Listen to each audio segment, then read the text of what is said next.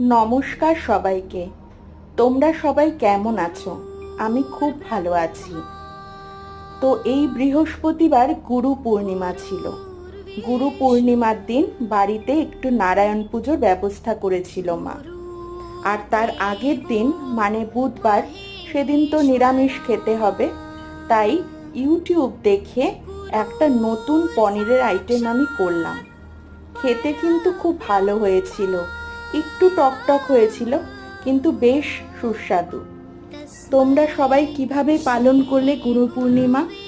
আর গুরু পূর্ণিমার দিন পুজোর পর আমরা খেয়েছিলাম খিচুড়ি, বেগুনি আর আলুর দম, সেটাও বেশ ভালো হয়েছিল।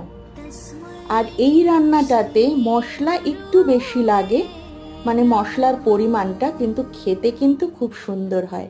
কেমন হয়েছে জানিও।